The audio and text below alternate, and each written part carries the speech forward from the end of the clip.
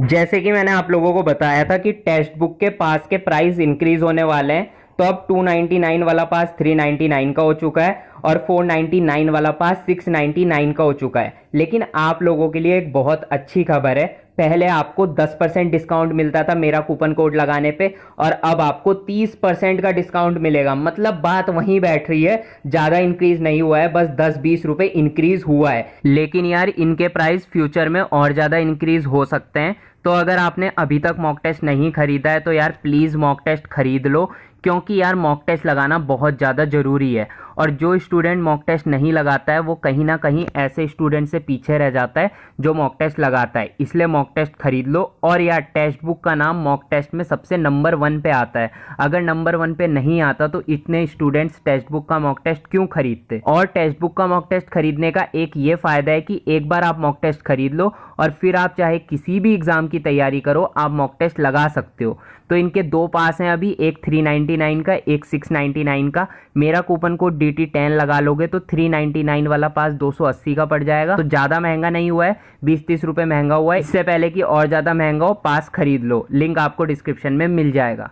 Hello दोस्तों, welcome to Doval talk. तारीख पे तारीख, तारीख पे तारीख, ऐसा ही कुछ हो सकता है अब आपके group D exam court case के साथ। जैसा कि आप सभी को मैंने पहले बताया था कि 27 सितंबर 2021 को कोर्ट केस की फर्स्ट हियरिंग होनी थी, पर किसी वजह से वो हियरिंग नहीं हो पाई।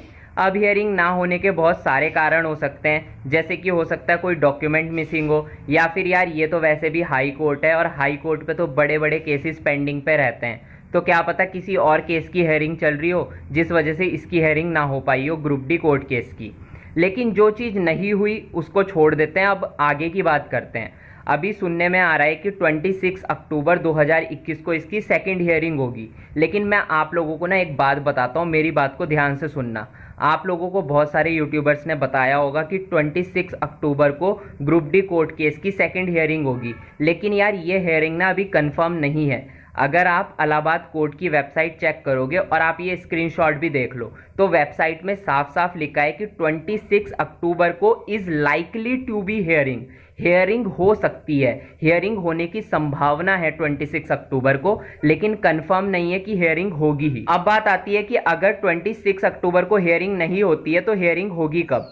देखो, हियरिंग होने के चांस 26 अक्टूबर के आसपास ही हैं। या तो 26 अक्टूबर को हो जाएगी या 28-29 के आसपास हो जाएगी, और अगर थोड़ा लेट भी होता है तो 1-2 नवंबर तक तो हो ही जाएगी। लेकिन ये चांस बन रहा है कि हियरिंग जल्दी हो जाएगी।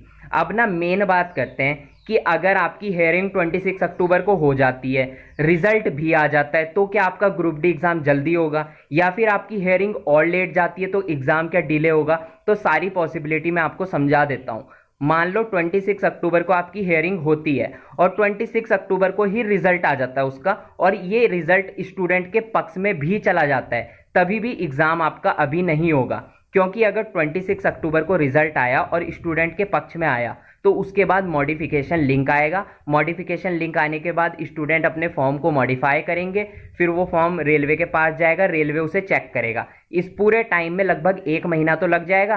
26 अक्टूबर को रिजल्ट आता है तो 26 नवंबर तो ऐसे ही हो जाएगा। 26 नवंबर के बाद आपकी आगे की प्रोसेस होगी, एडमिट कार्ड रिलीज होंगे, तो यार दिसंबर तक आप वैसे भी पहुंच जाओगे अगर रिजल्ट स्टूडेंट के पक्ष में भी आता है। कि मैक्सिमम हियरिंग कितनी हो सकती है, क्या ये 1-2 हियरिंग में सॉल्व हो जाएगा या फिर ये केस भी पिछले केस की तरह लंबा जाएगा। देखो, वैसे तो इंडिया का इतिहास है, जब भी किसी भी चीज़ पे केस चलता है तो वो लंबा ही चलता है। लेकिन इस बार चांस है कि केस आपका जल्दी सॉल्व हो जाए। लेकिन आप लोग एक प्रे जरूर करना भगवान से कि ये केस ना स्टूडेंट्स के पक्ष में जाए, क्योंकि अगर स्टूडेंट्स के पक्ष में केस नहीं गया तो स्टूडेंट सुप्रीम कोर्ट तक भी जा सकते हैं, और अगर वो सुप्रीम कोर्ट तक जाते हैं तो फिर केस लंबा खींचेगा, और अगर केस लंबा खींचेगा तो फिर आपका एग्ज़ाम भी लेट होगा। और एक बात याद रखना, जब तक ये केस चलता रहेगा तब तक एग्ज़ाम नहीं होने वाला। क्योंकि आप किसी भी एग्ज़ाम के इतिहास को उठा के देख लो, जब उस पर केस चल रहा था तो वो एग्ज़ाम नहीं लिया गया, या फिर अगर कोई भर्ती प्रक्रिया चल रही थी और एग्ज़ाम हो चुका था, मेडिकल या डॉक्यूमेंट वेरिफिकेशन होना था या ज्वाइनिंग होनी थी, और अगर उस समय भी कोई केस किया गया तो वो प्रोसेस भी रोक दी गई। तो ये तो आप मत सोचना कि केस चलता रहेगा और एग्ज़ाम भी हो जाएगा। लेकिन पॉजिटिव साइन तो यही लग रहा है कि केस आपका जल्दी सॉल्व हो जाए। और यार हार तो कोई भी मानने को तैयार नहीं है, ना ही वो स्टूडेंट्स जिनका फॉर्म रिजेक्ट हुआ है, और ना ही रेलवे। रेलवे तो अपनी गलती क्यों ही मानेगा, कोई अपनी गलती नहीं मानता है। और स्टूडेंट भी कह रहे हैं कि अगर हमारा केस यहाँ भी सॉल्व नहीं होता है तो हम इसको सुप्रीम कोर्ट में भी ले जाएंगे।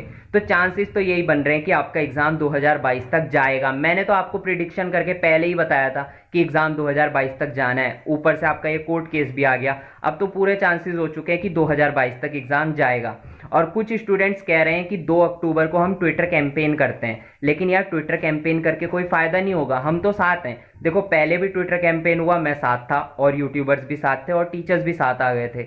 लेकिन अब ट्विटर कैंपेन करके आप क्या करोगे जब तक इस कोर्ट केस का रिजल्ट नहीं आता। एक बार इसका रिजल्ट आ जाए उसके बाद तो आप ट्विटर कैंपेन कर सकते हो कि हमारी एग्जाम डेट दो, लेकिन जब तक इसका रिजल्ट ही नहीं आएगा, इसकी हियरिंग ही चलती रहेगी, तब तक रेलवे भी अपनी तरफ से कोई डेट नहीं दे पाएगा। क्योंकि पहले तो कोर्ट का रिजल्ट आना चाहिए ना, वरना ऐसा थोड़ी होगा कि जो स्टूडेंट्स आधे केस लड़ रहे हैं वो अलग हो गए, बाकियों का एग्जाम रेलवे करा दे। ये चीजें पॉसिबल नहीं हो पाती है। बाकी अगर आप लोग फिर भी कहोगे कि भाई करना ही है ट्विटर कैंपेन, तो भाई हम तो रेडी हैं, जैसा भी होगा मैं आपको वीडियो बना के बता दूंगा। बाकी अभी यही है कि एग्जाम आपका थोड़ा लेट ही होना है, टाइम है आप पे तैयारी का, तैयारी करो, डिमोटिवेट मत हो। बाकी मिलते हैं अपनी नेक्स्ट वीडियो में, तब तक के लिए बाय।